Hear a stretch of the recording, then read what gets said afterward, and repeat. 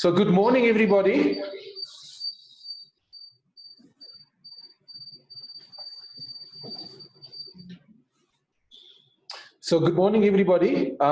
Welcome to today's COVID-19 online Zoom webinar run by the National Institute for Occupational Health, that is the NIOH. We are doing this in partnership, funded by the Health and Welfare HWSETA in a partnership with the Wits Health Consortium. So welcome. A quick check. Can you just indicate if you can all hear the sound coming through, your audio on your side? You just quickly type yes at the bottom. Okay, thank you, Rosalind, Megan. Okay, so there are indications there on the screen in the chat box. So welcome again. We've checked for the sound. I'm Ashraf Raycliffe, the National Occupational Safety Training Manager here at the National Institute for Occupational Health. And I am just acting on behalf of Dr. Tanusha Singh, who normally does the welcome for our Zoom sessions. She's unfortunately engaged in an important meeting and can't join us this morning. So on behalf of Tanusha Singh, that is the head of our NIOH COVID-19 outbreak response team, welcome to this Zoom session. So it's a great pleasure. On behalf of the National Health Laboratory Services, the NIOH is a specialized division dealing with occupational health in the National Health Laboratory Services as a sister institute to the National Institute for Communicable Diseases, and that's the NICD. And we thank the leadership of the NHLS and the NIH for making these Zoom sessions possible. And this is another one in a series. I think I stopped counting. It's probably number 33 or 34 in the series since March of the COVID-19 workplace preparedness and prevention sessions we've held. Well, the previous one was 36, so this is probably 37. So we'll be therefore conducting today a repeat of the available control measures for COVID-19 in specific workplaces. You've all received the program. This is a repeat of that session because we had an overcapacity registrations, and not everybody could therefore join us in the session, which was last week, Tuesday. Have I got the right, Charlene? Okay, so welcome then again. So this, as my colleague said in the previous introduction, is a very sensitive and complex issue, the issue of what do you do in order to ensure within the workplace that all employees are protected, and that you also deal with cases where people may be diagnosed as being COVID positive. We'll deal in our repeat session tomorrow. So the immediate isolation of individuals is critical, and there's a process that needs to be followed, and we must do this in a dignified and sensitive manner, not to stigmatize the workers and colleagues, but also that we are containing the spread of the virus. Our workplaces are critical places where we've got to ensure that the coronavirus is effectively being managed and dealt with to avoid further spread. So even the best of controls, if there's no overall occupational safety management system in place, those controls are not going to be effective and 100% foolproof. It's critical for control measures linked to COVID-19 out of a risk assessment must be part of an effective and efficient overall occupational safety management system. So these issues will be unpacked by our presenters, and our panelists will respond to your questions. In a moment, I'll indicate to you where you've got to please type your questions, and I'll indicate on the screen where that is. So we've made great strides in making the training accessible to as many people as possible. We've upgraded our Zoom license from a maximum of 1,000 logins to up to 3,000, and we've reached record numbers in the last week with regard to that. Please be reminded that our website is a useful and critical resource for you. So www.nioh.ac.za, that's our website, is 0 rated, meaning that all the major all the major cell phone companies, mobile service providers have 0 rated our website, and therefore you will not be charged any data when you go to the NIOH website and download the resources there. And I think there's one or two other internet service providers that's included. It's 9 of them in total. We're also extremely grateful and privileged to have received the funding from the Health and Welfare HWSETA and this partnership with the Wits Health Consortium headed by Mrs. Seki Pillay. So I thank you for joining and thank the entire NIOH team, particularly our panelists who you don't necessarily see on screen, who won't be presenting any of the sessions, but are answering your questions in the background, and the IT and other support staff like my colleagues Glenn and Supiwe, who's also in the Zoom room. So now I need to hand over to myself. And I just want to give you the program for this particular session. That's the available control measures for COVID-19 in specific workplaces. I'm going to just thank Mr. Seki Pillay. He's not here to do an introduction for us this morning. The first presenter is Dr. Mpumi Ndaba. Mpumi is going to deal with the topic of hierarchy of control and engineering controls in the workplace for COVID-19.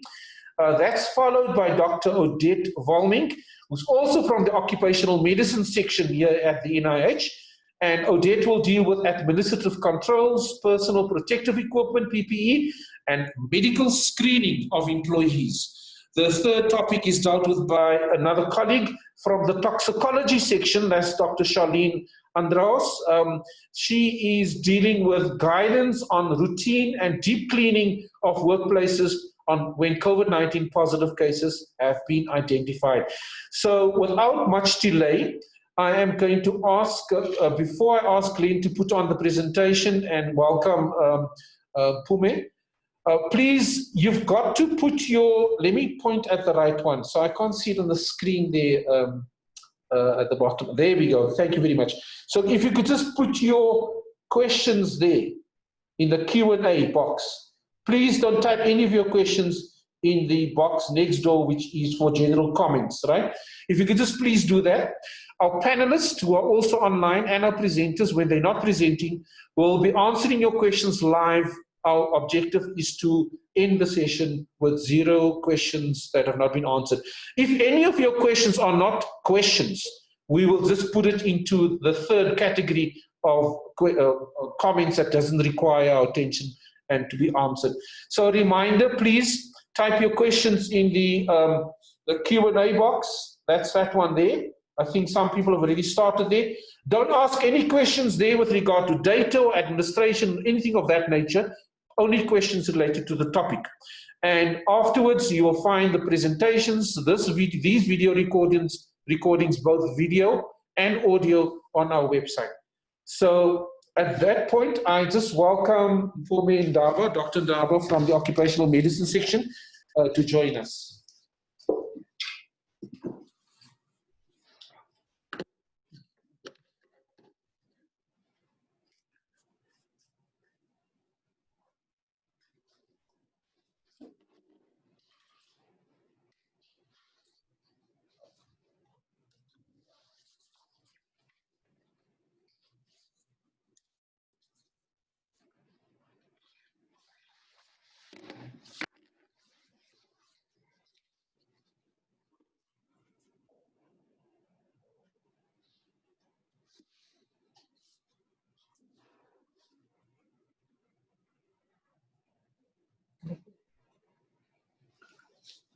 Morning, colleagues. My name is Mpumi Ndaba. I'm from the occupational medicine section of the National Institute for Occupational Health.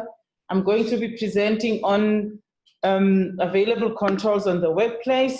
And just a word before I start with the presentation, that the assumption for this session is that people have previously attended the risk assessment presentations before, and have actually conducted risk assessment in their workplaces. So we're just taking it from there.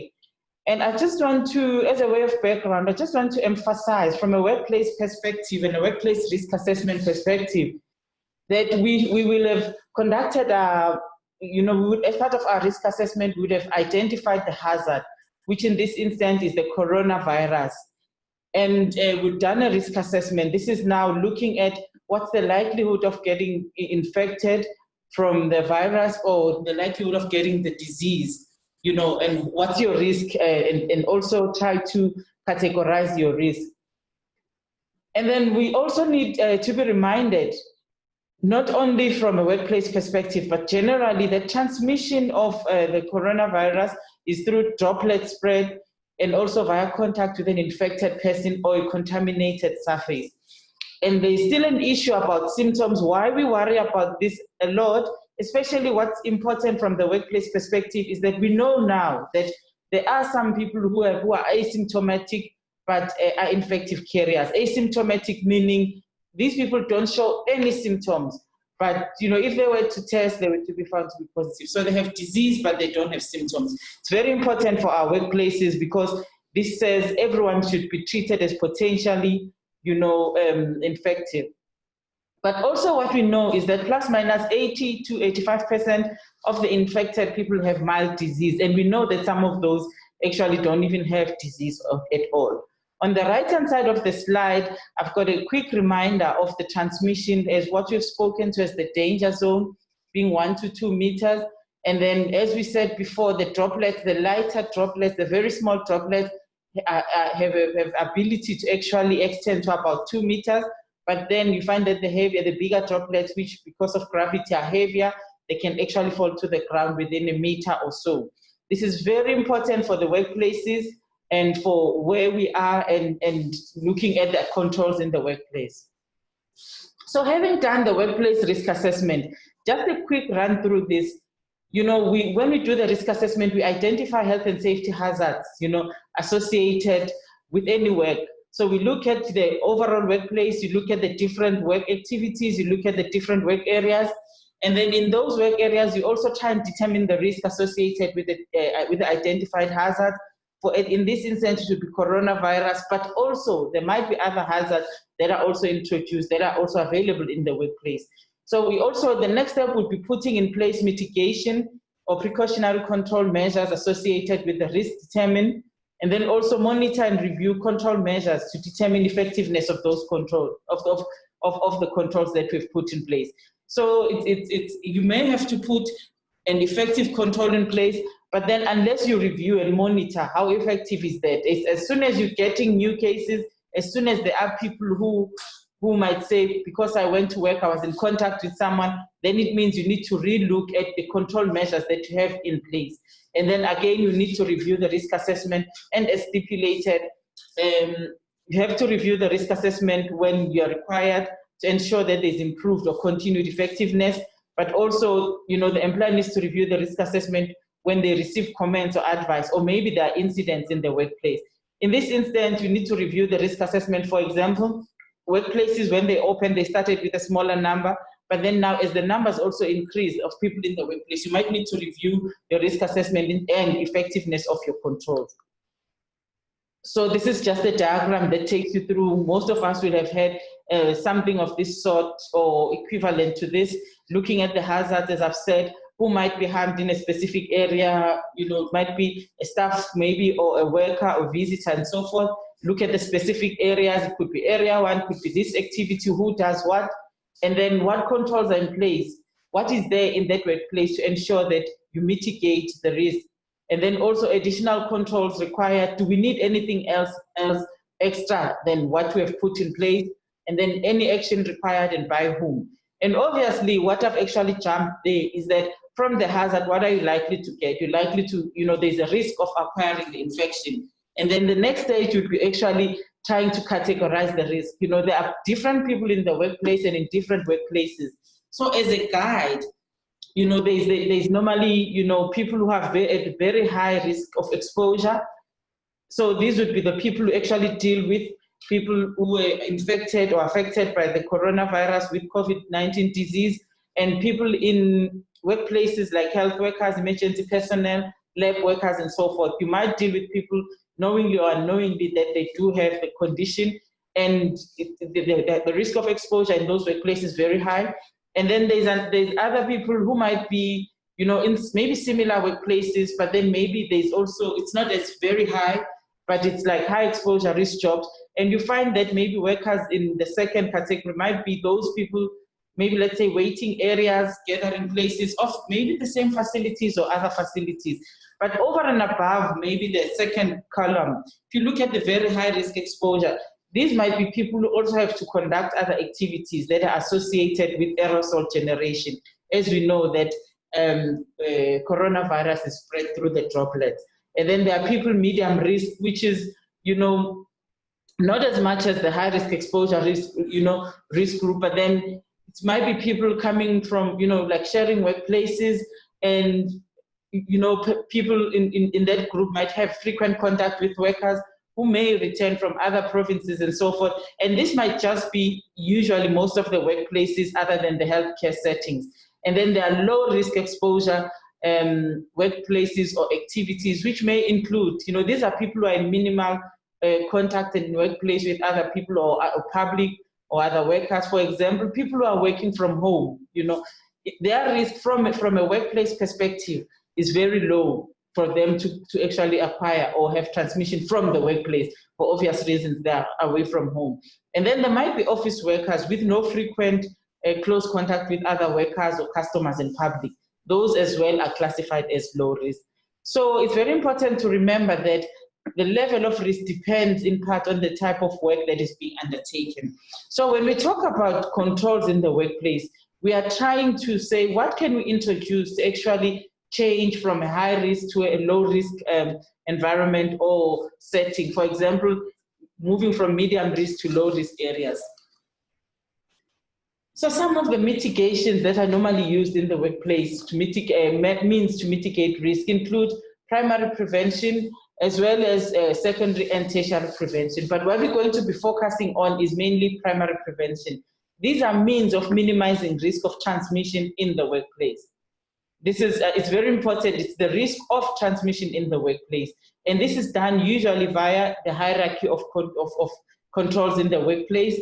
But also, as we do this, we look at business continuity versus, how prepared are we for the pandemic? That is our policies and so forth. And also looking at educating and training, including health promotion and risk communication to the workers. And people need to know, in terms of all the controls in place, what are their risks and how can we ensure that there's enhanced health promotion in the workplace.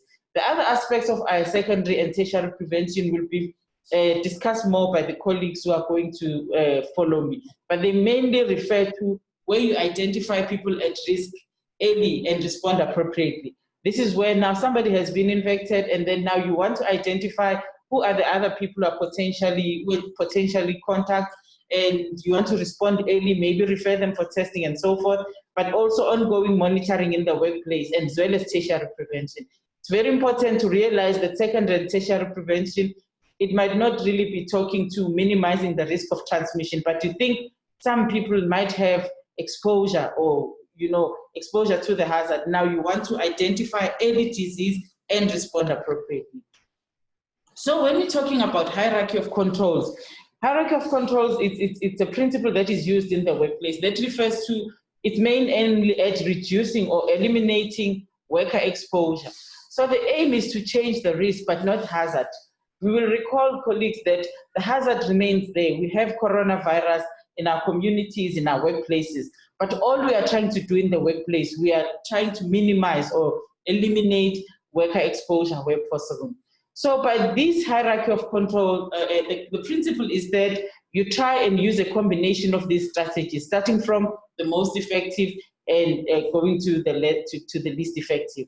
So as you can see on the diagram, at the top of the triangle or the bigger base of the triangle facing downward, it's the most effective being elimination measures and then substitution measures, engineering controls, administrative controls, and PPE. So from the top to the bottom, it talks to, as they go down, it's sort of, the effectiveness is reduced compared to the ones on top.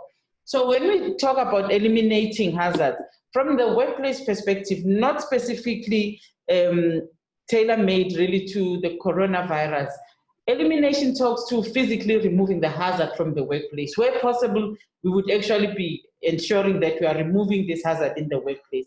But currently, because of the nature of this virus that we are dealing with and the nature of how it's transmitted, but mostly because a lot of people have been asymptomatic, it might not be feasible for workplaces to really eliminate this hazard.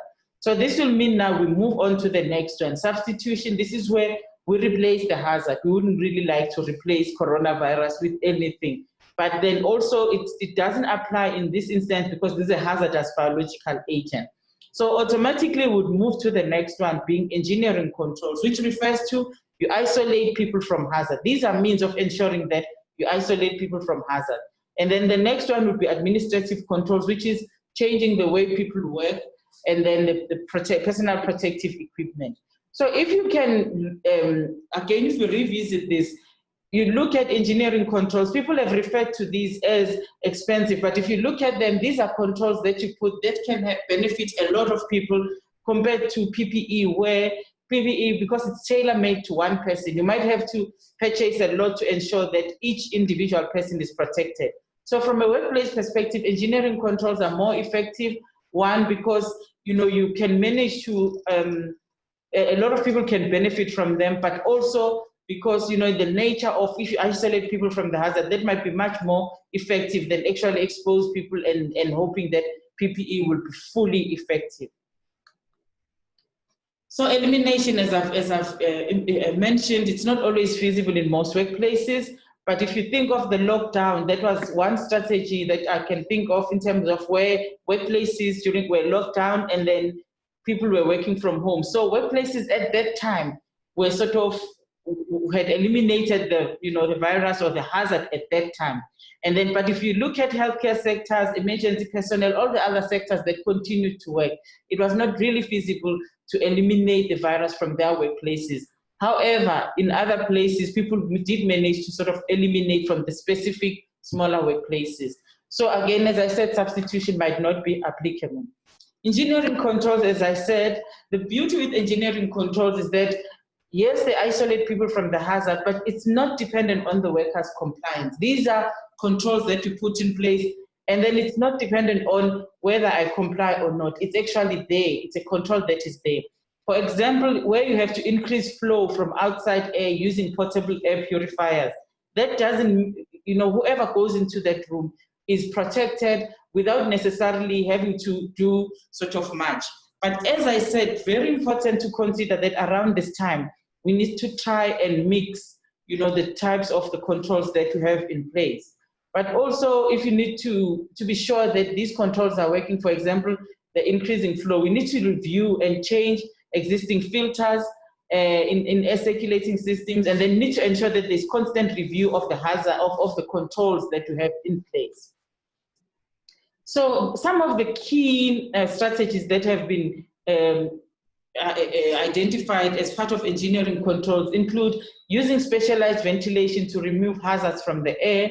You could install physical barriers such as the clear plastic guards, but also you can actually have the drive-through window, for customer service, or to actually minimize people coming into the workplace or actually compromising, the well-being of the workers. So when it comes to physical barriers, some of the barriers that have been identified include using closed doors and walls to separate individuals under quarantine or isolation, and also plastic sheeting. We probably have seen these even, in some of the shops, to minimize access and also ensure that people are separated, people that are within are separated from people who are outside who have not been screened. But also, some workplaces would have plastic sheeting or screens where workers need to occupy specific areas for an extended period. So these are areas where the worker works on the other side of the screen so that they are protected either from another worker or the public. And then also you find that there's also ventilation means. So for example, negative pressure rooms, which prevent cross-contamination of airborne pathogens and other airborne particles and contaminants that might be in the environment. It's very important to remember that the negative air pressure, if we have such rooms, there's negative air pressure. As you recall, negative air pressure sucks in air. So on the red arrow, it shows there's passive air flowing in from the positive pressure side to the negative area. But then for this air within this blue environment or within the room, needs to be sucked out by, something. So there has to be air that is forced out. So there has to be some means of ensuring that air is sucked out from that negative air pressure room. And I need to emphasize while I'm on this slide that although this is, as it says, it prevents cross-contamination of airborne pathogens. And we recall that coronavirus is not airborne, but it's aerosol spread. This, because of the nature of, the force that sucks out air. If it's smaller droplets, remember that this can be actually easily sucked out onto a filter there. But then it doesn't negate that a worker who works in this room doesn't mean that they'll be in that room without really wearing any PPE. So that is the emphasis of we need to ensure that we're using different controls at the same time. So if we briefly talk about this negative air pressure room, there are requirements for this room. Which room am I going to call that? So as I said, when we talk about the airflow, the force at the end there has to be high efficient particulate arrestant, air filter. This is now, remember, this is passive airflow, then there's air here, there's negative pressure, and then there's active mechanism where air is pulled out. At the outlet point, there has to be a mechanism of air being filtered to remove airborne contaminants, because you don't want to release these contaminants out to the environment, lest you end up contaminating the whole environment. Or it could be a hospital, it could be a workplace, and so forth. And for these workplaces, other than that mechanism, you find that probably maybe there is a door somewhere. So the doors, there has to be self-closing doors, thoroughly sealed floors and ceilings and so forth, because you don't want any air. Because remember, this room, this is typically maybe an isolation room or a room where there's somebody who is known, diagnosed, or confirmed to have COVID-19. So you don't want to end up with air from this room escaping through, let's say, the windows, the walls, and so forth. So there's 100% outside air ventilation with no return air. So you find that there's whatever flows in, and then nothing comes back, from that side. So this is all sucked out. 100% of this should be sucked out. And of course, there's mechanism to circulate this. And then there's also supply, air ducts and exhaust air ducts, which are independent of the building's air supply system, because you don't want to contaminate the building air supply system and end up, contaminating the whole building. And then there's also a monitoring system, as I mentioned, that will adjust pressure. It's very important that there's a pressure difference, for the flow.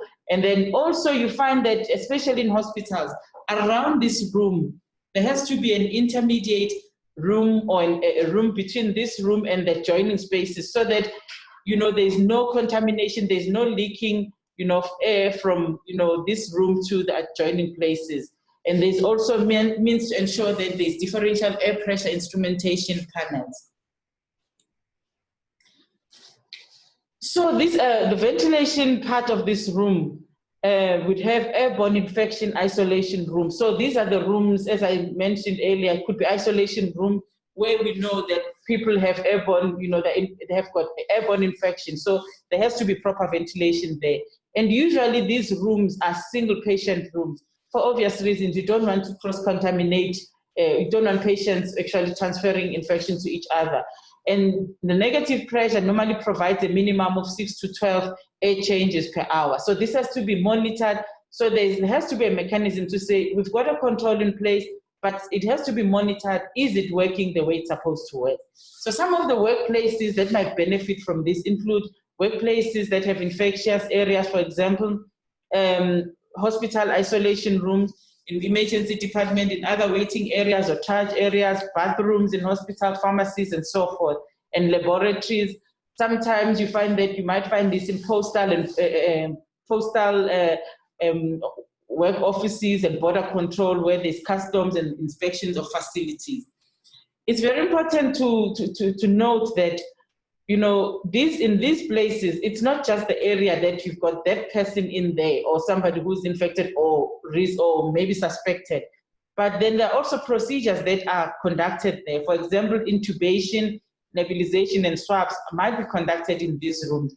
And other activities, remember, if in this room you have somebody who's already sick, they are sneezing, they are coughing. So you want to try and maybe trap, especially the smaller droplets, so that they are sucked out with the air, out into the filter on the outlet point. And I need to mention at this point that these are not air conditioners, because air conditioners only circulate air, and therefore they increase the spread of contaminants being shared by more than one person who might be in that room. So if you have an air conditioner, this is why people have been informed that if there's an air conditioner in your workplace, it doesn't mean that this is a preventive measure. Please try and switch off even the heaters, because you want to try and minimize, sharing or circulating the contaminants within the room. So some of the physical barriers, the aim of these physical barriers are to separate workers from each other, but also from customers or travelers. Because remember, we don't know who carries what to the workplace. Some of these physical barriers include clear plastic shielding, or it might be dedicated private rooms with closable doors, where you can isolate travelers from maybe countries which are suspected. And in our setting, it might be travelers coming from high-risk areas or high-priority areas. And where possible, if you can't have, the complete ventilation system, but even the actual physical barrier of people in different areas, and also using of the airborne infection isolation room, as I highlighted before, if it's available within the facility. And in some other instances, these physical barriers might include using contactless thermal sensors, for example, be it thermometers, be it testing equipment, where there are workers screening other workers, workers screening passengers, workers screening visitors, travelers, and customers during this time where people are screened for symptoms. So some of the physical barriers, as well, as we said, it could be the screens on the desk, because you might find that people are coming to talk to either a co-worker or a customer. Screens on the desk. These are mainly in retail areas, and then also workplaces where there's constant high contact with customers, high flow volume of customers, where it might be difficult for the actual worker to be able to control people or the public that are within that workplace. This also includes the sneeze guards or shields that are put in front of the worker. Remember, we want to protect the workers here. So some of the communal work environments, now that we're in the workplace, you might find that there are traditionally breakaway rooms or break rooms, and then some of the frequently used areas include the tea rooms, the conference rooms, bathrooms, waiting areas. These are all areas that you might find that they are crowded at one space or the other. So these rooms, you might need to configure such that there's a space of at least 1.5 meters to 2 meters in between the workers. You might need to ensure that there's physical distancing there. And also some methods include you remove or rearrange chairs and tables or add partitions to tables. Initially, you might find that the workplace, maybe you just mark, people don't sit here. But it's very important that you actually physically remove, because this, you have to ensure that there is not much interference from the worker. So it's good that we just help workers by ensuring that the chairs themselves are spaced at this distance apart, rather than actually just marking them where feasible. And in some of these training and conference rooms, even if it means you identify, alternate areas to identify overflow room volumes, but also ensuring that, planning upfront and knowing the capacity of each room, or reviewing the capacity of each room. And some of the important measures include making sure that there are hand washing stations or hand sanitizers with at least 60% alcohol, but of late we recommend 70% alcohol, and ensure that these are placed in areas where people will go to, rather than just saying that people must wash hands without really ensuring that these are there in their different workplaces. And if you look at our clock-in or clock-out stations, we need to make sure that they're spaced apart, and also reducing the crowding in these clocking stations, so then if there's multiple points or saving points for these clock-in, clock-out stations, we need to do that, because people tend to conglomerate around these areas. And as well, where possible, we need to ensure that there are touch-free clocking methods in workplaces.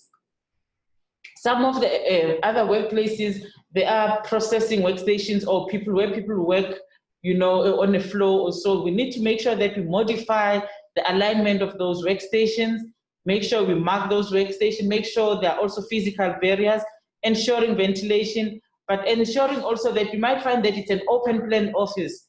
And then people have been using personal cooling fans. These should be removed from the workplace because, as I said before, these fans have a potential of spreading any airborne or aerosolized viruses. But also emphasis on hand washing stations and sanitizers. Make sure they are where people are going to be. One last point is trying to look at changing the way we do our work. You know, maybe it's a service area or it's an outlet area. Some of the methods that have been used include making sure that it's a drive-through service, for example, public service areas which tend to be overcrowded. So ensuring that while the worker is in their workplace, but then the public or people that need to be served are more outside, they just pick up whatever needs to be picked up. Obviously, these include a lot of preparation beforehand. We know from our drive-thrus and then the food outlet services that there has to be a mechanism of preparing this so that when you come, you don't end up spending a lot of time there. And also some of the healthcare procedures where people have had to pick up medication from pharmacies, and then some of the pickup spots as well, and then also some of the testing sites. We know that there have been testing sites where the worker is within their workplace. It could be even a container, but people who need to be tested are outside, ensuring that there is ventilation, but also the worker is protected and there is no contact, trying to ensure that we minimize transmission from that exposure in that workplace. And while I'm on that, I'd like also to emphasize what I've said before in terms of while we may look at these engineering controls, these work with other controls that have to be sort of in the workplace. So at the testing site, it might not just be sort of creating the drive-through. Other measures might include trying to stagger people that go there. Remember to minimize conglomeration, but also ensuring that workers, they still have to use personal protective equipment. That is all from me. I'm going to hand over to my colleague to talk about the administrative controls that might be employed in the workplaces. Thank you. Thank you, Mpumi. We now have Dr. Odette Volming, who's going to deal with the next topic. Welcome, Odette. Thank you so much. And Odette will be dealing with administrative controls, personal protective equipment, and medical screening for employees. So please, a reminder, your questions only in the Q&A box and other comments in the chat box. Our panelists are answering your questions live whilst we are presenting. So thank you very much. Welcome, Odette. Thank you very much. Thank you for spending this time with us to try to ensure that occupational health and safety and during the time of COVID is a priority in your workplace. So like Ashraf said, I'm going to speak to administrative controls, a little bit about PPE and medical screening of employees. Sorry, just to turn the slide. Thank you. My colleague Mpumi already spoke to the hierarchy of controls that when there's a hazard in the workplace, we employ this method to try to mitigate for this risk that is placed to employees by elimination, substitution, and then engineering controls, which are the most effective forms of control in the workplace, because administrative controls and PPE require the behavioral change of the worker, which sometimes we can't always guarantee. So with regards to administrative controls, during this time of this COVID-19 pandemic, it's important for a workplace to start and to have a contingency and a business continuity plan for the workplace. And this should include how is the business going to prepare for the possibility of an outbreak of COVID-19 in the workplace or even in the community that it serves. How is this business going to keep running when there are a significant number of workers or contractors, even suppliers, that can't come to the workplace? And this plan needs to have the participation and the buy-in of the workers. So communication is important and engagement with the workers and their representatives as well as contractors. So everyone is knowledgeable about this plan. And the emphasis also needs to be communicated to all staff, contractors, visitors about the importance of staying away from the workplace, even if they only have mild symptoms.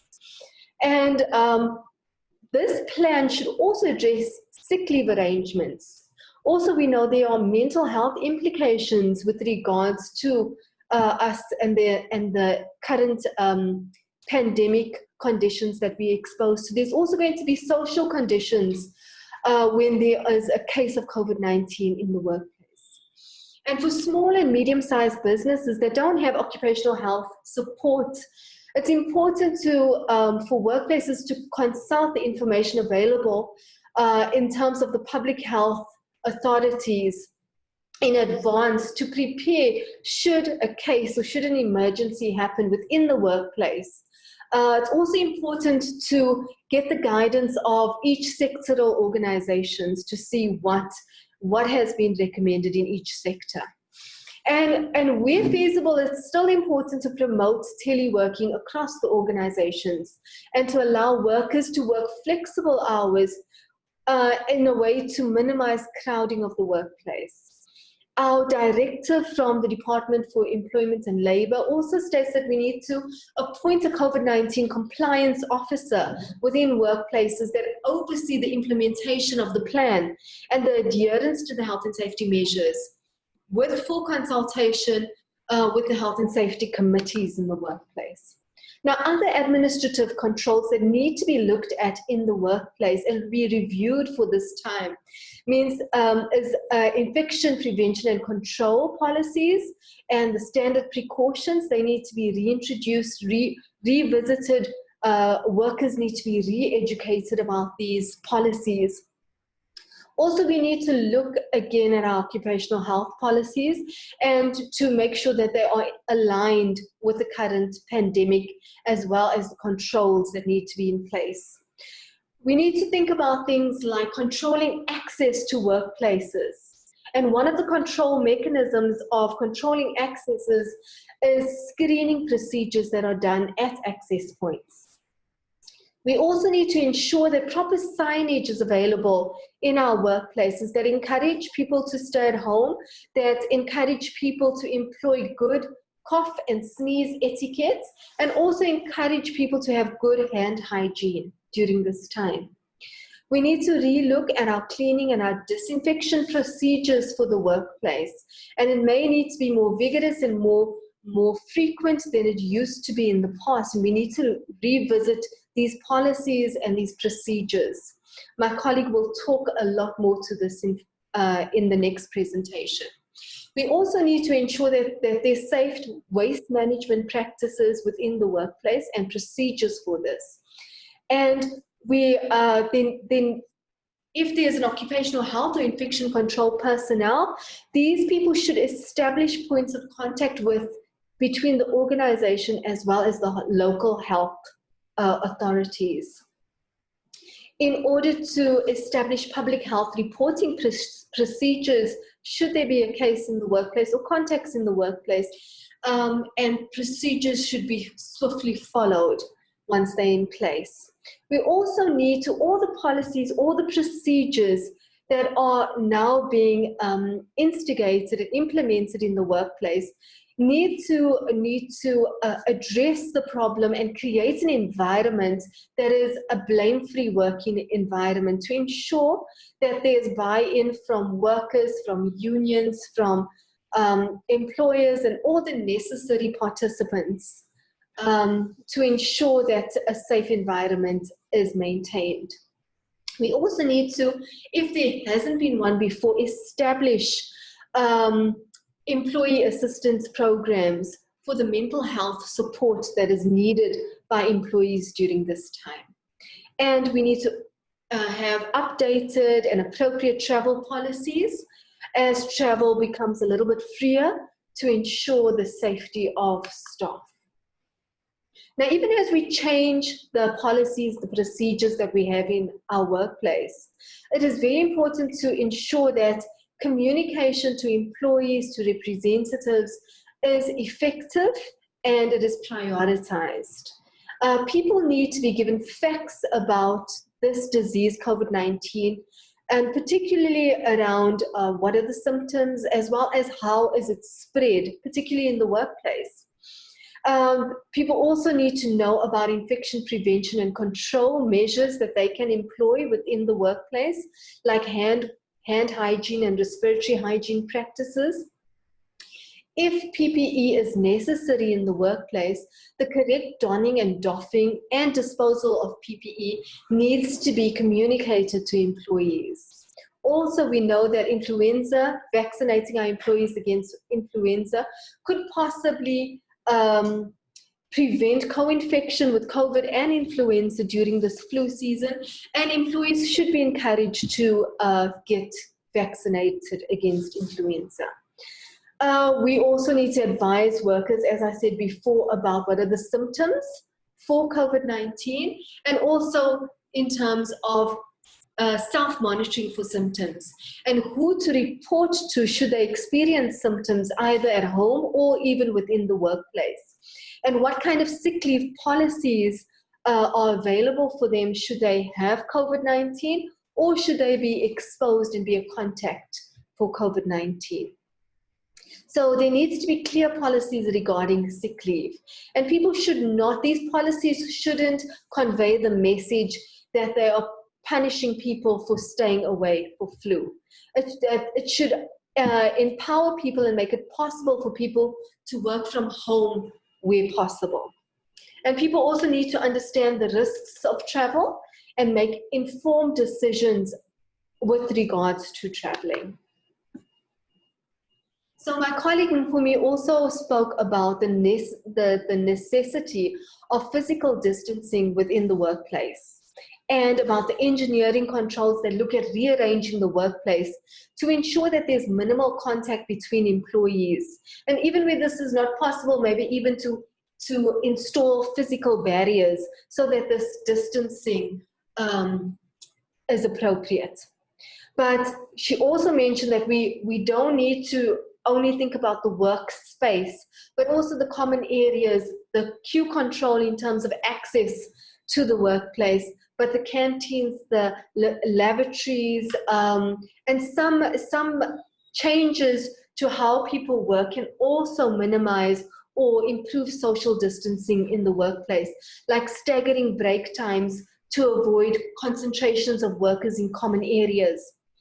And also changing shift arrangements, rotating shifts, staggering work hours, as well as promoting remote working arrangements. All are strategies that can be employed by the workplace to enhance physical distancing. We don't only need to think about the workplace because the risk is also in the community. We need to give consideration to how our employees come to work and see if there are control strategies that we can employ with regards to people who use public transport. And it's also important to note that, you know, a lot of the time we are promoting home working where possible, but there are also risks and benefits from home working. The risks are to the mental as well as the physical well-being of these employees working within the home. And we need to consider these and try to put controls in place for people who are also working at home. Employees who are working at home, they may feel isolated, they may face difficulties of balancing their home working with caring responsibilities, caring for children, caring for maybe infected people in their homes. They may have to share their working space with other family members who are working from home. And there's also a risk of musculoskeletal issues because of poor ergonomics, people who now work on their bed or work in a cramped space or work on the dining room table, which is not sort of conducive to a proper ergonomics workplace. So with regards to dealing with sick leave absence during this time, it's important to use discretion on the need for medical evidence for a period of absence where the worker has been advised to quarantine or to self-isolate. And the sick leave should follow the advice of the National Health Guidelines. We also need to ensure that within our workplaces, the sick leave policies are a bit flexible and consistent with the public health guidelines. And we need to also think about how we can implement sick leave policies that are flexible for workers who may need to stay at home for a time to care for sick family members, which may be more than is usual during this pandemic. We also spoke a little bit earlier to having mental health support within the workplace, because there's an ongoing mental health risk during this time. And this risk comes from these increased demands at home due to caring responsibilities, particularly when kids are being homeschooled during this time, or there are family members that are sick. There's also people who are concerned about their finances and about the job security that they have during this economic climate.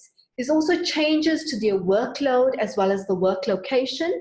And sometimes during this time, we can expect that there will be some bereavements, knowing the fatality rate at this time. And there's also an anxiety that people have to contracting COVID, which all puts a mental health stress on employees in the workplace.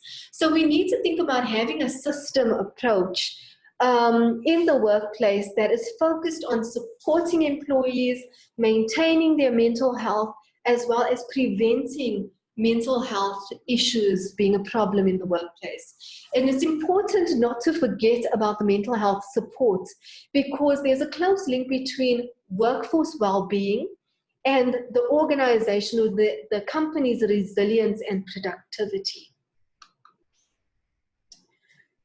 With regards to personal protective equipment, when we looked at the inverted triangle of the hierarchy of controls, personal protective equipment is sort of right at the tip, at the bottom, because it is the least effective, because it requires behavioral change from employees in order to be effective.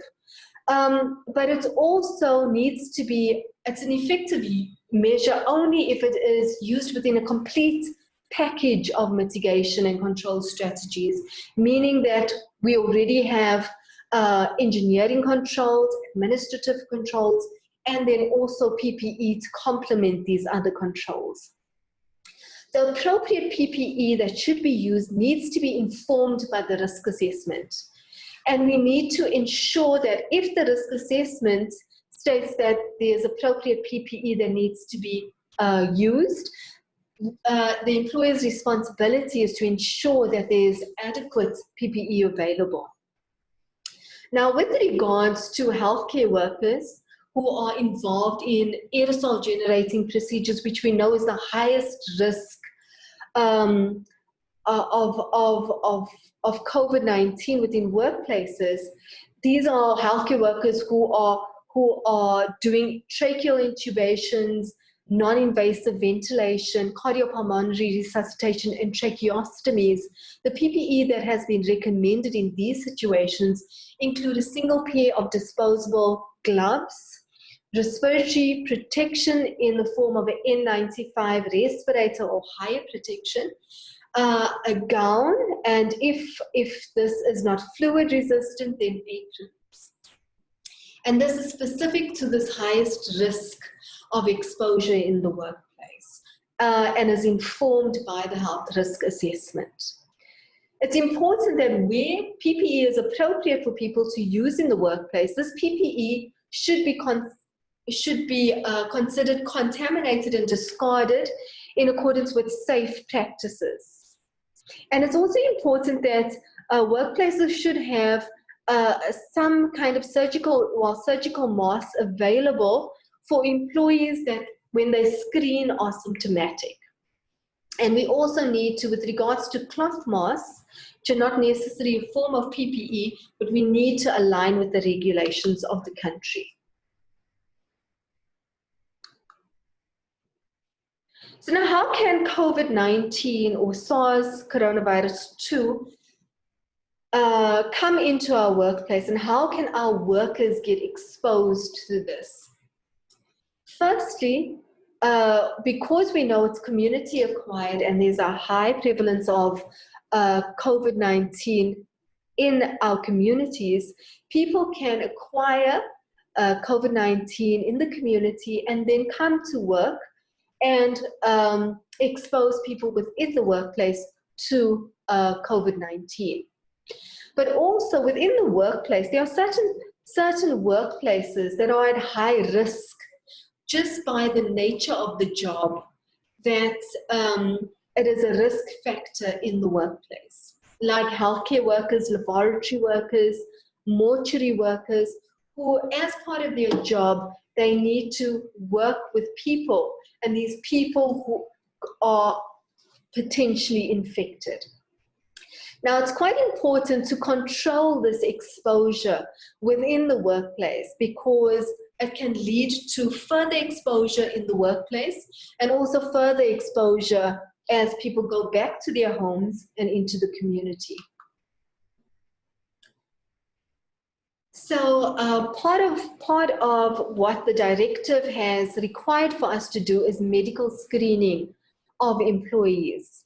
And just to take it back, what is medical screening? And medical screening is used to detect early signs of illness by administering tests to a person who is apparently healthy.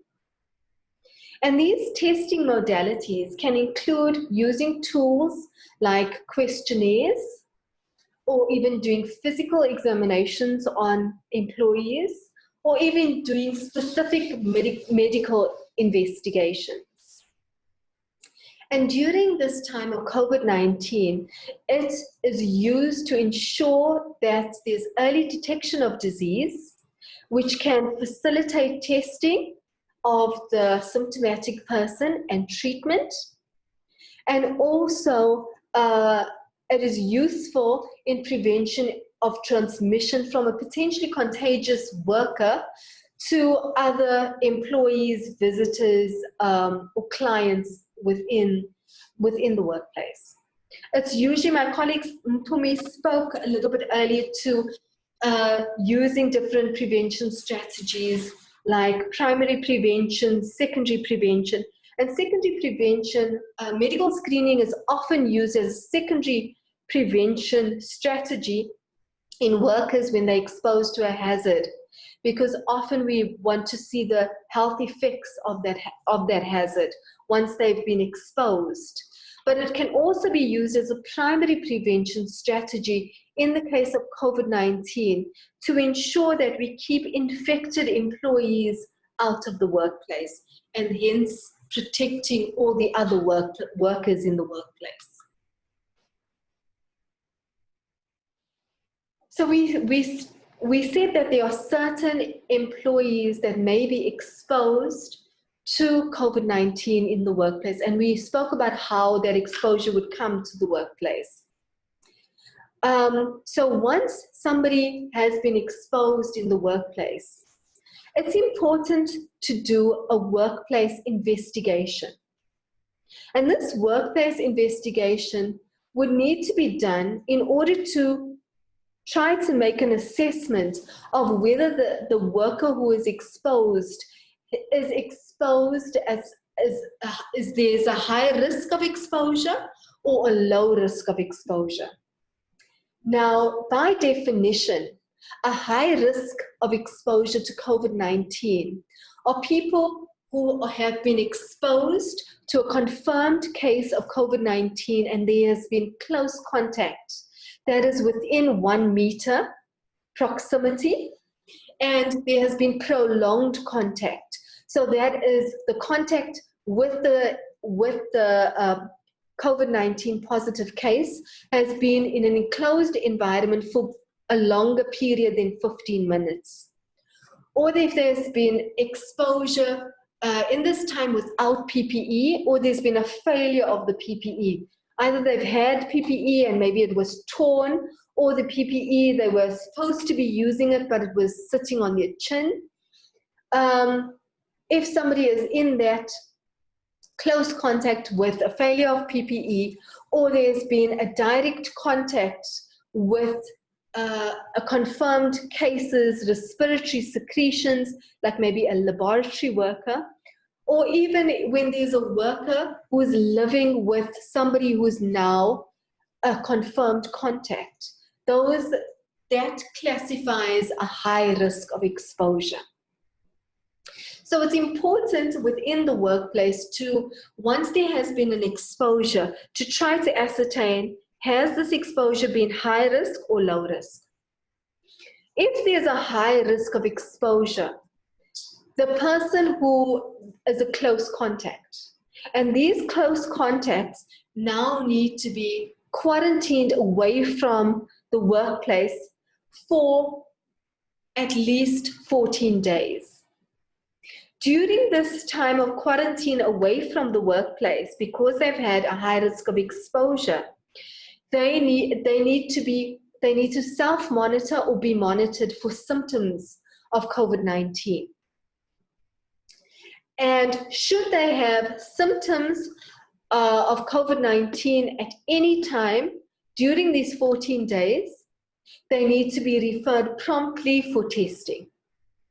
It's also important that during this time, they have mental health support. And also once there has been, we know there's a high risk of exposure within the workplace, it's important for cleaning to be initiated and appropriate reporting to be done. If on day 15, throughout from day 1 to day 14, there have been no symptoms of COVID-19 despite having a high exposure, this worker can then come back into the workplace. So this is the management plan for the majority of workers in South Africa. The only deviation from this is for the essential workers or for the healthcare workers, where they also, once they have been identified as having a high risk of exposure in the workplace, they need to be quarantined. But because of staff shortages that are problematic during this time within the healthcare workforce, they would need to be checked for a minimum of 7 days. And then on the 8th day, healthcare workers can have a test for PCR if they have a high exposure. And should they have no symptoms during this time and the test come back negative, then they are allowed to go back into the workplace a little bit earlier than the 14 days of quarantine that is expected for all other workers. We also spoke that workers who are exposed to low risk in the workplace, once an investigation is done to confirm this, and low risk has been defined as people who have contact with a COVID-19 positive person, but the contact was from more than a meter away, and for less than 15 minutes, or it can be within a meter, but they were wearing the appropriate PPE. Also, it's considered low risk if the COVID-19 infected person was wearing a surgical mask, as the surgical mask contains the respiratory secretions of that person. So when we've ascertained that someone has been exposed in the workplace and this exposure is a low risk exposure, the person can continue to work but needs to self-monitor for symptoms for at least 14 days. Should they be symptomatic at any point within the 14 days, they need to be referred for testing promptly. So as the number of cases increases, we are going to know of workers who are confirmed positive cases within our workplaces. And when this happens, it's important to ensure that the reporting has been done around this employee. And just a little note on reporting. All cases of COVID-19, confirmed cases, need to be reported to the National Department of Health, as COVID-19 is a notifiable medical condition under the National Health Act. And this is usually the responsibility of the treating doctor, or if within a workplace, the workplace has, or the workplace medical practitioners have requested for testing to be done, and the results come back to the OMP, or then these cases would need to be reported to the National Department of Health. If the case within the workplace is also occupationally acquired, that means it's been acquired because of the job that they do and the interaction that they have within their working space. Occupationally acquired COVID-19 disease needs to be reported to the Department of Employment and Labour, the Inspection and Enforcement Services, as per the Occupational Health and Safety Act, as with any occupational disease, but also to the Compensation Commissioner, according to the Compensation of Occupational Injuries and Diseases Act.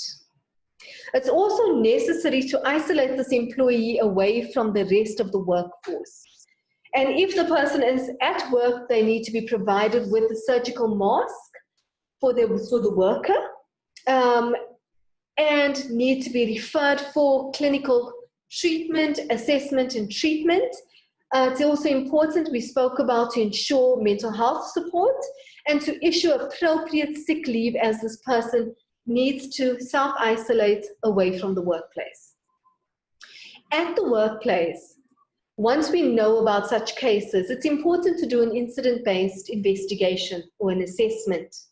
And this investigation tries to look at the mode of exposure, including if there were any lapses in the controls that have been put in place by the workplace.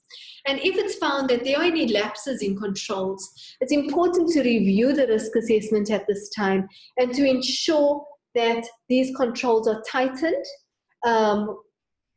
and any kind of PPE requirements are put in place. It's also important that this is communicated with the Health and Safety Committee, and it's also important that within the workplace, contact tracing is done. So it's important that the workplace allows identification of the contacts that the positive person came in contact with, and then assesses were these close contacts, was this a high risk of exposure or a low risk of exposure. It's also important to ensure that appropriate cleaning and decontamination of the workplace is carried out as per the recommendations of the incident-based investigation. So at this time, the employee is away from the workplace, but then on recovery from COVID-19, they can be reintroduced back into the workplace with certain restrictions. And as a ballpark figure for mild cases, it is suggested that an employee can come back into the workplace at least 14 days after the symptoms started. But severe cases, they should stay away from the workplace a little bit longer. And the recommendation is that they can come back into the workplace after they are clinically stable for at least 14 days. With regards to a return to work and when is appropriate, there have been two types of strategies that have been spoken of in the literature. One is using a test-based strategy, which says that an employee can come back into the workplace once their fever and their symptoms have improved and there's no longer fever and symptoms, as well as when there's a negative test result of at least 2 consecutive swabs, both being negative and having been done at least more than 24 hours apart from each other. However, within our current background, where there are limitations in the number of tests for the community, it is important that maybe we use the non-test-based strategy, which has also been said to be effective. And this is saying that people can come back into the workplace once a person who has been infected is symptom-free for at least 72 hours or 3 days. So basically, 3 days have passed since they've recovered from their fever without using any drugs to decrease the fever. And also there's been an improvement of symptoms. And the CDC says that at least 10 days have passed since the first symptom. But our Department of Health, as well as Employment and Labor, says that at least 14 days a person has completed 14 days since the onset of the symptoms. Now, on returning to the workplace, all employees that have either been exposed and been in quarantine or have been infected and been isolated should follow some general work restrictions in the workplace when they return. And firstly, they need to have at least 14 days away from the workplace. And then after this, it's ideal that the employee undergoes a medical evaluation to confirm that they are fit to work. And once they are back in the workplace, they need to wear a surgical mask at all times while at work for a period of at least 21 days from the initial test. Because as we said, the surgical mask contains the secretions of the individual wearing it. They also need to ensure that they are following and implementing social distancing measures, as well as adhering to hand hygiene, respiratory hygiene, and cough etiquette, and that they continue to monitor for symptoms. And should there be a recurrence of symptoms or worsening of symptoms, they seek medical reevaluation. In the case of healthcare workers, on initial returning back to work after being infected with COVID-19, healthcare workers should avoid contact with severely immunocompromised patients. So it's important that within our workplaces that we have workplace protocols that need to be in place in the workplace beforehand, before we have symptomatic people, before we have exposed people in our workplace. These procedures need to deal with how can our specific workplace deal with a symptomatic person with regards to isolation, referral, testing, as well as sick leave for symptomatic employees, and also how to deal with a positive COVID-19 employee in the workplace, taking into account isolation, incident investigations, sick leave, return to work, and restrictions once they are back in the workplace. So it can't be said again that we need to look at strategies to minimize the risks of transmission in the workplace. And that communication of these strategies and awareness of this issue in the workplace is critical for all people who are going to be present within the workplace. It's time now to review our health risk assessment in line with what our Occupational Health and Safety Act says, that if there's a new hazard that is now introduced into the workplace, we need to review the risk assessment and look at what kind of controls we can implement in the workplace. We need to minimize the risks in the workplace by promoting and having policies and ensuring that social distancing occurs, promoting regular and thorough hand washing by our employees, our contractors, our customers, our visitors, looking at promoting respiratory hygiene, ensuring that people avoid touching their faces, particularly while working.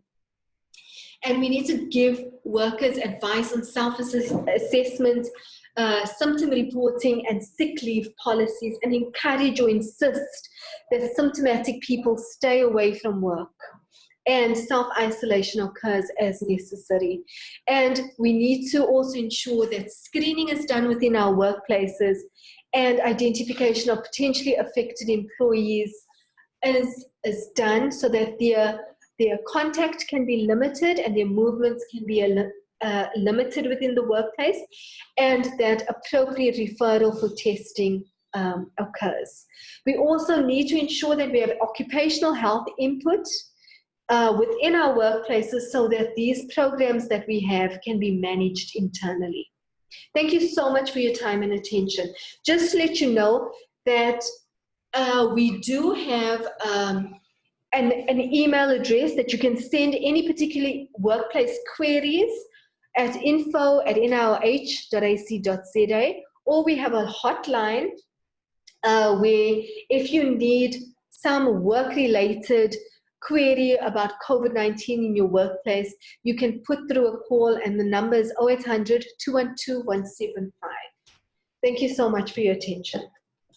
Thank you very much, Odette, for that contribution on the administrative controls and personal protective equipment, as well as medical screening of employees.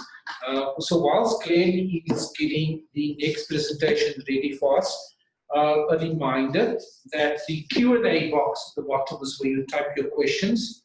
One participant had a question in the other box, the chat box. Please just to put your questions in the Q&A box. And as we've just been reminded by Odette, there are very useful resources that you can access by using that email address. And if it's urgent, the particular hotline that you can phone, as well as the website. So I hand over to Dr. Charlene Ross. She's going to deal with the question of guidance on routine and deep cleaning. So welcome, Charlene. Thank you. Okay, so I will start off with a few important terms. The first is decontaminate. This refers to the removal of pathogens from objects so they are safe to handle, use, or discard. Now, this is an overall term that includes pre-cleaning, followed by sanitizing, sterilizing, and disinfecting. Cleaning, on the other hand, is when you use water, detergent, or soap, and mechanical friction to reduce the pathogen load, organic matter, and dirt. It's important to know that a detergent does not kill pathogens, but it just removes it via mechanical friction. Sanitizing, that is the lowering of the number of pathogens to a safe level, either by cleaning or what I call a lower level of disinfection. Now, disinfection is a type of decontamination using disinfectants to kill almost 100% of pathogens. The problem with disinfectants, however, is that they are easily deactivated by organic matter and dirt. Sterilize, that is a type of decontamination using heat and steam, often through autoclaving. Now, it is really important to always clean first in order to reduce the pathogen load, organic matter and dirt, and then disinfect to kill the remaining pathogens. Now, what is recommended for lowering the spread of COVID-19 is the routine cleaning and disinfection of surfaces, and also routine cleaning of hands using soap and water, and sanitization if you don't have access to soap and water. Okay, so most of you have seen a figure similar to this one, which shows the viability of the coronavirus on different types of surfaces. And surfaces during cleaning is usually grouped or categorized into two groups. You get your highly touched surfaces. These are frequently touched, and they carry a high risk for pathogen cross-transmission. These surfaces must be cleaned and disinfected regularly, as opposed to minimally touched surfaces. So these surfaces carry a low risk for pathogen cross-transmission and includes your floors, your walls, blinds, and ceilings. Okay, so the coronavirus is an enveloped virus, which means that it contains a fragile lipid membrane. This means that it is easily inactivated by most registered and approved disinfectants. So in this slide, I provide two links that will take you directly to a list of disinfectants that have been approved by the National Regulator for Compulsory Specifications, or NRCS, and also by the EPA. Although the first link would probably be more relevant to us in South Africa. I've also included information from the Department of Trade and Industry as they list the active ingredients in these approved disinfectants. Now, if approved disinfectants are unavailable, you may use 70 to 90% alcohol, This is now all types of alcohol, including ethanol and isopropyl alcohol. You may also use a chlorine solution, which is known as bleach or jig. You can use this in different concentrations, which I will discuss in more detail later. You may also use hydrogen peroxide at or above 0.5%. Now, the contact time for these above disinfectants are usually 1 minute.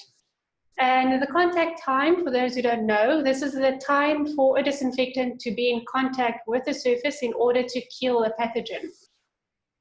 Now, the type of disinfectant will be determined by the type of surface to be cleaned. And in most cases, you would probably have to contact the manufacturer if you are unsure of which disinfectant to use. Okay, in this slide, I just provide 2 calculations or examples of how to make up a chlorine solution based on whether you start off with a liquid suspension or a powdered suspension. Or substance, sorry. Okay, so workplaces have to revise their current cleaning SOPs or practices. And the EPA provides clear decision trees on how to go about doing this. And the questions that must be asked during this process is the area to be cleaned indoors or outdoors? Has the area been occupied within the last 7 days? Is it a frequently touched surface or object? And what type of material is the surface made of? Now, outside areas do not have to be disinfected. Areas that have been unoccupied in the last 7 days do not have to be disinfected. And some or certain minimally touched surfaces do not have to be disinfected. Okay, so the frequency of cleaning and disinfection is extremely important, and all workplaces must be cleaned at least daily. The frequency of cleaning will increase if the workplace operates in shifts. So therefore, you should consider cleaning between shifts. You also have to increase the frequency of cleaning if equipment is shared. So you might consider cleaning between uses. Now, disinfection is needed wherever there is a likelihood of contamination. So that is when there is a suspected or confirmed case of COVID-19, as well as at workplaces with a high volume of individuals likely to touch surfaces. Now, in the slide, I provide 2 links that will take you to documents showing you exactly how frequently you have to clean and disinfect items from non-healthcare settings and healthcare settings. I've included a shortened version of one of these tables in the slide, and I like it as it separates the table within a routine cleaning category, as well as what you should do when a COVID case has been identified. And it also covers general items found in the workplace, including light switches, doorknobs, telephones, computers, microwaves, toilets, and even company vehicles. This is a similar table to the previous one, although it shows you the cleaning frequency by surface type. So that ranges from hard plastics, wood, glass, leather, fabric, etc. Now, terminal or deep cleaning when a COVID case is identified is really important.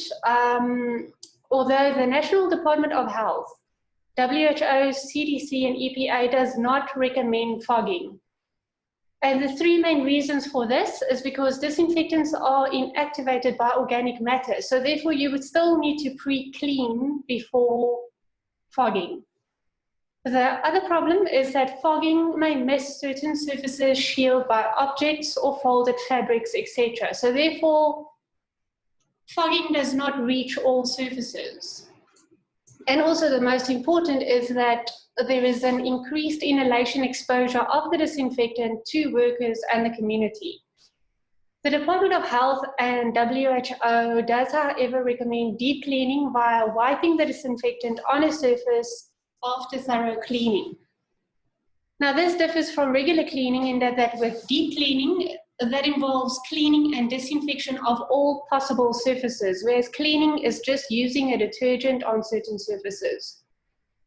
Now, there's also no formal accredited training needed for this type of disinfection. Deep cleaning is not needed if more than 7 days have elapsed since the ill person was present in the facility. And this is because the possibility of viable or infectious virus on surfaces would be negligible. And the Department of Health has also stated that deep cleaning is only required if reoccupation of an affected area is necessary for essential services to resume, and that is in less than 7 days. If a COVID case had spent considerable amount of time in workplaces, touched and handled many objects, equipment, surfaces, and had close contact with several co-workers, then deep cleaning is recommended. However, deep cleaning is not necessary if the positive COVID case simply passed through the workplace without touching any surfaces or spending much time in face-to-face communication with others. Okay, so these are just a few steps that is required during deep cleaning. So the first is close off the area and direct work to another clean facility. Now, it is not necessary to close the entire business if it is possible to direct work to another clean area. The second step is to increase air circulation, so that is open doors, windows, or air cons with an outside air intake, which is really important. If no windows are available, then wait for as long as possible before cleaning. Now, this brings us to our third step, wait 24 hours before cleaning. However, if this is not feasible, then wait for as long as possible. And this is to try and minimize your exposure to possible viable viruses. Now, personal protective equipment is really important. Remember wearing a mask, disposable or utility gloves, dedicated overalls, plastic aprons, and closed shoes. Clean and disinfect all communal areas and equipment, focusing specifically on your highly touched surfaces. Wipe twice with approximately 0.05% chlorine solution, or once with a 0.1% solution. Avoid at all costs exposure to the ill person's items, for example, pens, computers, etc. If there is bodily fluid spillage, then flood this with a 0.5% chlorine solution. Cover this with an absorbent material and leave for at least 30 minutes before cleaning. Cleaning equipment, for example, buckets used during deep cleaning, must be separated from regular cleaning equipment. And the closure period of the workplace after deep cleaning will depend on when the disinfectant vapors have disappeared and all surfaces have air dried. Thereafter, continue routine everyday cleaning and disinfection practices. Okay, so disinfection spray booths and tunnels are not recommended at all. And the reason for this is because they are harmful. They may cause skin, eye, or respiratory irritation or damage. And even if someone who is infected with COVID-19 goes through a disinfection tunnel or chamber, as soon as they start speaking, coughing, or sneezing, they can still spread the virus. So there's absolutely no benefit to using disinfection spray tunnels. And also what is more important is that most disinfectants are approved based on their application to surfaces by wiping, and not based on their application onto individuals by spraying.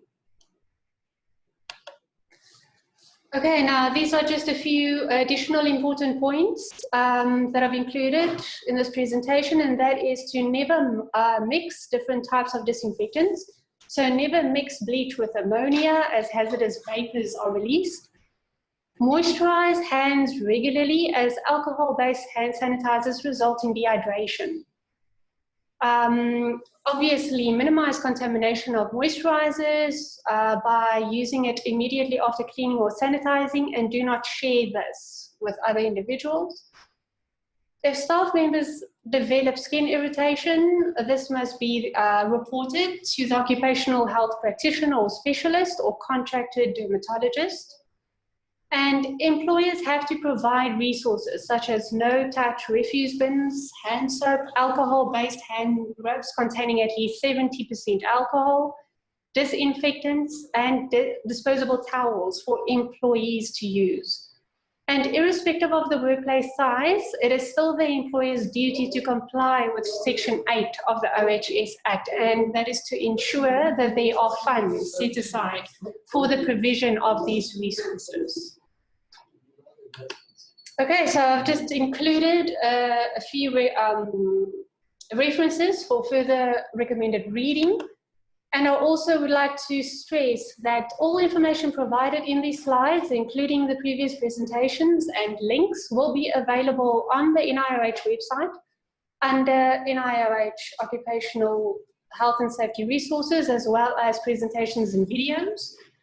And there is a comprehensive cleaning guideline document that is currently being revised, and this will also be included on the NIOH website.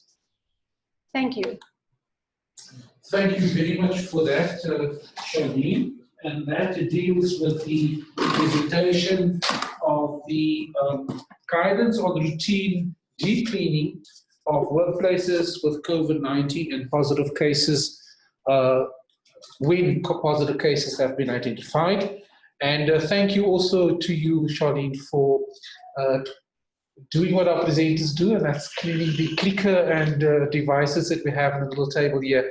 So as our own routine procedure, we use our, oops, there we go. We use our own hand sanitizer as well as the surface cleaners for the space we use here. And now I have to remind you that all of those presentations have very important resources in them, and that will also be dealt with in a specific session. So now I'm going to invite my colleagues to join us for the Q&A. We'll just move our chairs so that we have sufficient distance. And leave the door open. Probably reminds me. So if my colleagues could just join. We are attempting to keep the, so you might move a little back, and I'll move this way. So in order to have us all in the view, I'm going to just zoom out, and then we'll deal with some of the key questions. And my colleagues have been monitoring the session. So my colleagues have been monitoring the session, and would know what are some of the, I think, very important, I think, topics for us to deal with. And I'm going to ask them to focus on those ones in particular. Okay. Thank you, Glenn.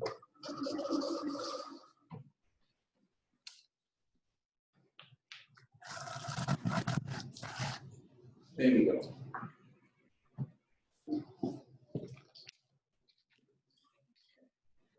That should be fine.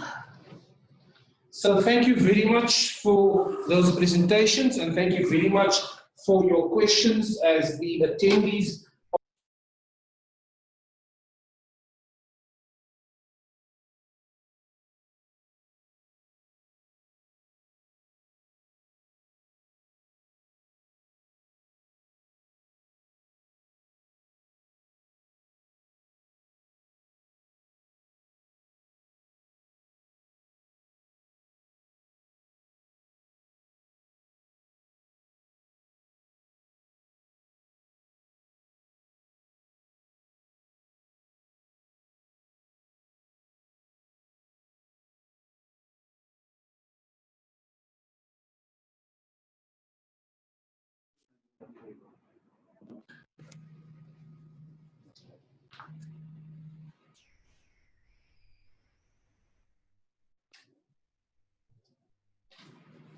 Okay, so we just had to reset the camera to have the sound going, and I can see that people have indicated, yes, sound is back. Great. So Mpumi, sorry for that interruption. You were saying? From my point, the questions that I answered, a lot of them were around what do we do when someone tests positive in the workplace, and what if somebody tested positive and they come back, and also there was an issue of sick leave, what should happen? And without really going into different sort of scenarios, because people were actually posting their scenarios based on their workplaces, there's a presentation happening tomorrow around the same time. That is a repeat of what should happen in the workplace when someone tests positive. But linked to that, and the other specific areas that people mentioned, it's very important that people realize that although we share guidelines, these are general guidelines. It is still upon the people in the workplace to do their own risk assessment. It's difficult for me, even if I'm a doctor, but here to say exactly what should happen in a particular environment. So some of the questions were very specific to different workplaces, and what's the right PPE for this setting? What's the, we go back to say a risk assessment should be done. What does that person do, and what does the other person not do? Just maybe a quick pass by or comment is that you can have a nurse working in a setting, it could be in one hospital, but in different departments. The risks are not the same there. But also at the same post, it could be a nurse, but who's working, let's say, in a school, it's another exposure. So there is no one size fits all. So it's very important that people don't think we're elusive. The value of a risk assessment in any workplace is important. And maybe before I finish, the other part was around sick leave. Should the company be doing this and that? At the beginning, we were running a few sessions where we were talking about how should workplaces prepare for COVID-19. That was the time that workplaces should have come up with processes. If they have not, maybe they can still do that in terms of how are you going to deal with this from leave and so forth. And if workplaces did do that, maybe the missing part was advising or informing the employees of what will happen. Because a lot of people have asked even the issue of, now this person was diagnosed, they come back, they're out of sick leave, they've taken this leave from them. It's difficult to get to those details without knowing what happens there. Well, thank you very much. I think that was a very good sort of summary with regard to the importance of you applying these principles, these guidelines, these procedures that have been shared with you during this webinar to your specific context, and that starts with the risk assessment. I'm not sure if there's any other similar general observation, comments you want to make as well, okay? I just, one of the common questions that I saw in the chat was a lot to do with incident investigations and how do we do a set format for incident investigations. And the truth is, we would follow the same incident investigation as we would if there's an accident in our workplace, if there's an occupational disease, if there's any kind of incident within our workplace. We kind of go and follow the same measures that we normally do. We would put a team together, and we would then go and do some interviews with maybe the person infected in this case, and we would just interview the person in the workplace who knows about the work processes. How would they do this job? What actually happened? Was there a failure of the controls in place that caused this incident? What kind of recommendations can be made? Is more training needed? Are controls not enough? Are people too close to each other? Look at what were the issues and then try to put in recommendations to ensure that this kind of incident doesn't happen, or we're protecting our staff optimally. Thank you very much. From your side, Charlene, any sort of just general observations, key questions, main messages? Yes, I found a few questions that said, if my facility was unoccupied for about 3 months or a few weeks, do I have to do deep cleaning? Is deep cleaning necessary if I don't have a positive case? Now, I just want to make that clear that the EPA has stated that deep cleaning is not necessary if an area has been unoccupied for more than 7 days. So if you have an area that has been unoccupied for 3 months, then deep cleaning is not necessary. Deep cleaning is also not necessary if you have not had a suspected or confirmed case in your workplace. It is only necessary if you have had a case, a suspected or confirmed case, and if you have to reoccupy that same facility or area in less than 7 days, then only is deep cleaning necessary. Okay, thank you very much. Let's go to some of the questions that we still have there, and could we pause there? Thanks, Cynthia. So with regard to administrative personnel based at occupational health centres, their duties are to assist nurses with reception of patients to ensure social distancing, etc. And this takes place while nurses are performing medical surveillance. What hierarchy of controls are available for risk assessment for their safety, where digital working from home is not possible except for staggering hours and PPE? So if you look at people assisting in the clinic, I'm going to say this again without irritating people. I don't know that clinic, so I might be just hitting a miss. But you know, you look at as people come to the clinic, how do they get to the clinic? Is there controlled access? Is there a door that closes and so forth? Do they just walk in, or do they use a card to even gain access to the clinic? So the assistant, the personnel who are assistants in the clinic, if they have to register those people, you know, I'm just thinking theoretically, like when people come for medical, you will have booked those people. If they have to register those people, methods around that, is there ways that you can change, and because you have booked, and ensure that people actually sort of tag using their disk or access card and so forth? If in other workplaces there's an electronic mechanism that will actually tell that I've entered this workplace and so forth.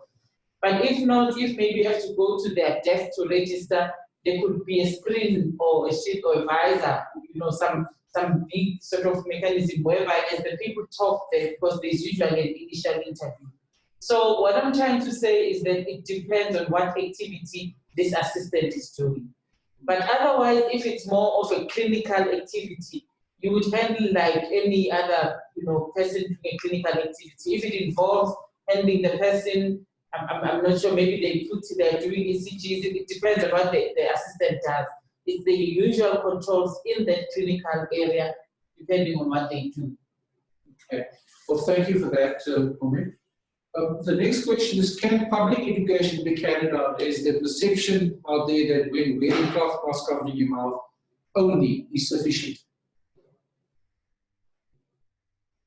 That's for you, Ashraf. For me? Well, my take on it is that there is a package of prevention measures. Right?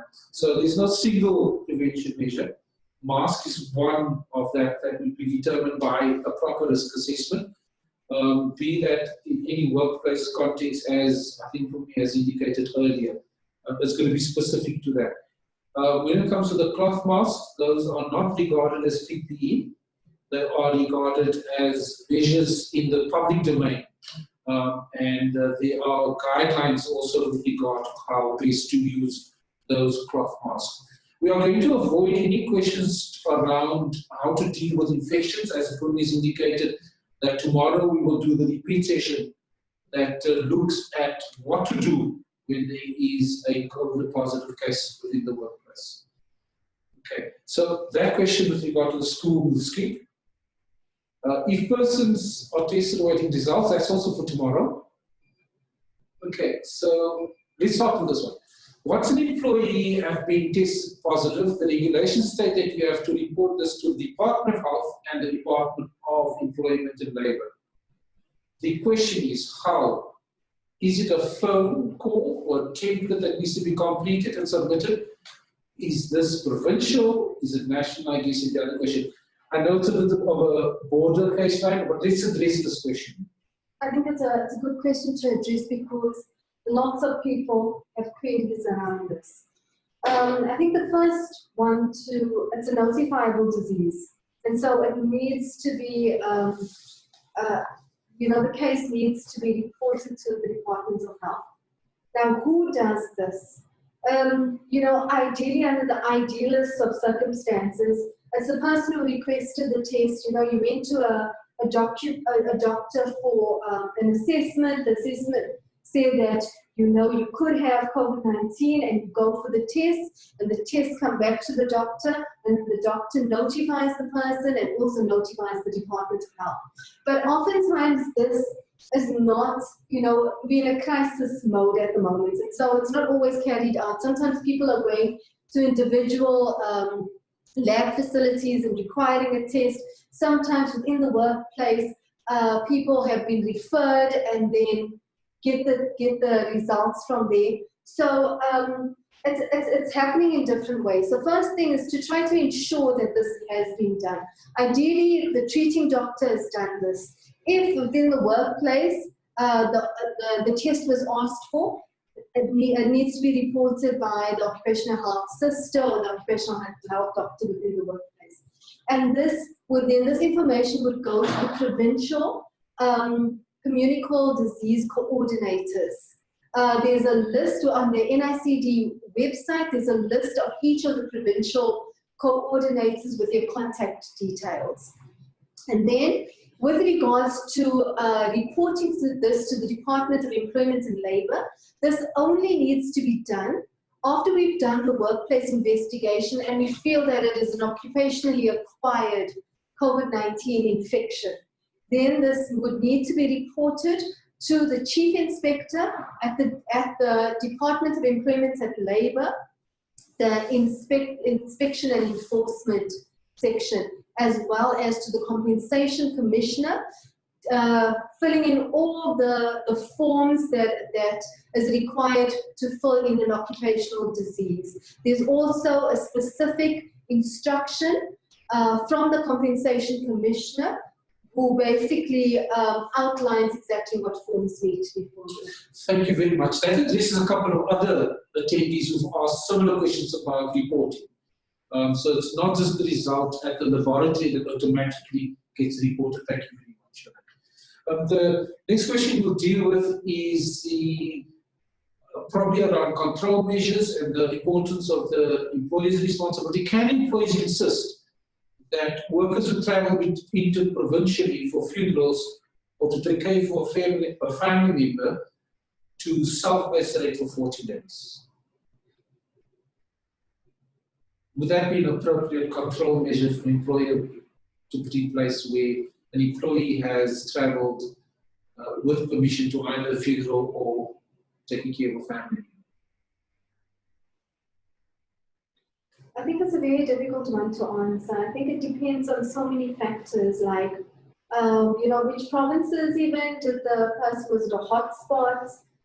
Were things adhered to in the all the guidelines in terms of how many people should be at funerals? But all those things adhered to, was the appropriate social distancing practice in order to make that kind of an assessment. And so I think that engagement with the employee is essential, and following this engagement, making an appropriate decision. And I would assume that if it's possible for that employee to work from home for a while, that could perhaps be an appropriate thing to consider, given, as you said, the engagement and determining all the facts. So once again, one size fits all is not applicable, and it depends on all of you as our attendees of the NIOH webinar, but responsible for occupational safety and COVID-19 preparedness and prevention in the workplace. Okay, so the next question, if the number of positive or possible cases of specific workplace has been identified to date, I would assume that is workplace cases, how often should the risk assessment for the workplace be repeated? After the initial or baseline COVID-19 risk assessment? Is that clear?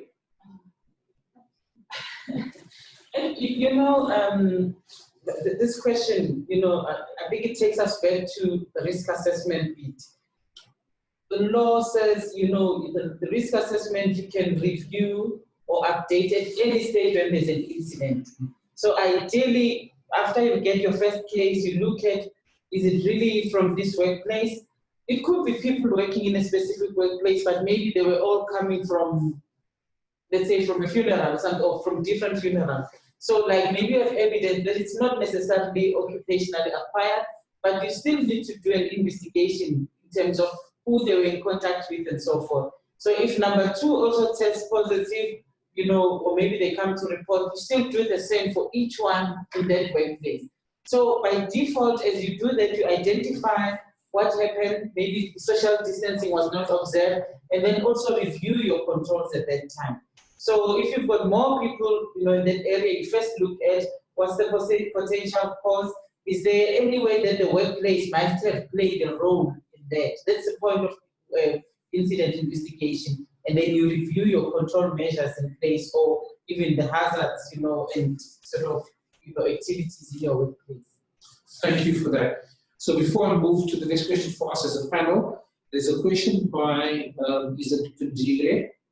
Just get the name properly, She's asking, is there any info on wastewater works and the persistency of COVID-19 research? I'm going to ask you to direct that question to our email address.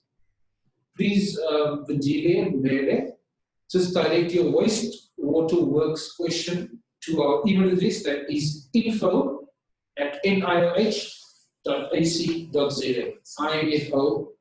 info@nioh.ac.za. Ashraf, I think I got a similar question, and I asked them to first look at the fact sheet on wastewater workers on our website. And then if beyond that, then, you know, they can maybe send the email, because we will need details of, I mean, wastewater workers is a big group, you know. What does the person do? Is it the person who goes to unblock whatever, or is it the person who works at the wastewater treatment plant and so forth? So, you know, first maybe go to the website and look for the fact sheet on wastewater workers or sewage workers, and then if maybe they don't find assistance there, then they can fill that. Thank you very much. And to remind you, as we've put in the chat box, our website www.nih.ac.za is zero-rated. You will not be charged data by the major mobile service providers and internet service providers. Here's a question with regard to the asymptomatic issue. Employees who ask for random COVID-19 tests, are they supposed to self-isolate, and why if they are asymptomatic? I would assume that Odetta can put to you. That's a tricky one, and it's very difficult to manage the asymptomatic cases, you know, in the community as well as in the workplace. And we have very little guidance with regards to how these cases should be addressed. Currently, we're also trying to manage the resources we have in the country as a whole. And so recommendations for blanket testing of people who are not symptomatic has not been recommended, because then we take tests away from ICU patients, from people who actually really need the test and need to have a prompt result of the test. So currently it is difficult to know what to do with people who are asymptomatic, walking around you know, our streets and our workplaces. But currently we have, what the guidance we have is to screen for symptoms, and should there be symptoms, to then refer for testing, just to manage, you know, what we can manage at this point. Yeah. Okay, we've got about 6 minutes left. We can handle maybe a few more questions. So this is probably linked to control measures, the risk assessments, and having all the preventive measures in place. So what do we do when the managers are not transparent to us? That's a generic question. What do we do? Well, my recommendation is that you must keep the conversations and dialogue in your workplace going. You do have roles and responsibilities as management, as employees. You have health and safety structures and health and safety representatives. And those processes is critical to ensure that people are informed. The Occupational Health and Safety Act and many of the regulations, particularly on hazardous biological agents, requires employees to be informed and trained by the employer. So you do have, I think, a leg to ask for this information, but do so through the structures and procedures involved. Okay. So special precautions to take at receiving parcels. if the workplace, I guess, has a goods receiving section and if, stocks and materials or what things are supplied, how would you recommend those packages that are being received by any workplace is dealt with? I think that what is important here is the control measures that we have talked about, and that's things like washing hands. As soon as you receive parcels, make sure that you wash your hands before and after dealing with it. I know that in one of the links that I provided in my slides, they specifically say that parcels, papers, and all of that, if it is possible to leave it for about 72 hours, then that is ideal. But I understand that that is not practical in workplaces. You cannot leave a parcel for 72 hours. Someone might have to have access to that. So in that case, washing hands is the most important control measure in that case. And my sense is that you need to categorize the items, stock and parcels that comes into your workplace. For those items that goes into a stock room, where it's kept in storage, clearly the latter part of that time period that you've mentioned would be applicable. If it's an item that's going to have to be handled immediately in the preparation of other, sort of products supplied to your customers, or both internal clients and external clients, I think you need to have the very clear, strict measures that has just been advised. And please revisit the presentations of today's session. It will be uploaded onto the website. So we've got about 3 minutes left. One last question.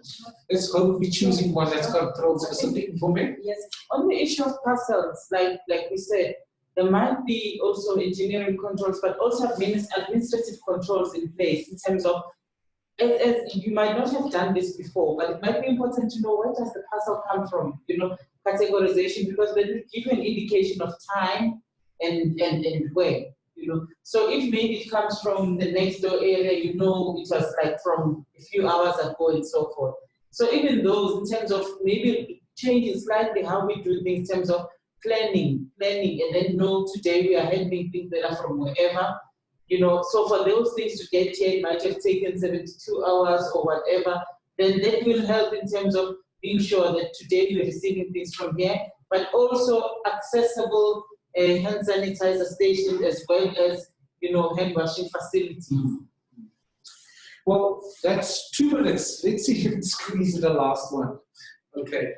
So who will provide deep cleaning services in the National Health and Body Services? That's the organization I work for. If confirmed cases of staff are detected, I think the question is applicable to all workplaces. What are the is it external service providers? Is it internal service providers that are generally doing deep cleaning? Yeah, so what I also mentioned in my slide is that external service providers are not needed, and accredited training is also not needed. What is needed is just knowledge of which areas are the highly touched surfaces, where the COVID positive case was, which area they occupy, and which disinfectants can be used for the surfaces to be cleaned. And obviously providing PPE to the cleaners who would be doing the deep cleaning. But external service providers do not have to be contacted. Yeah.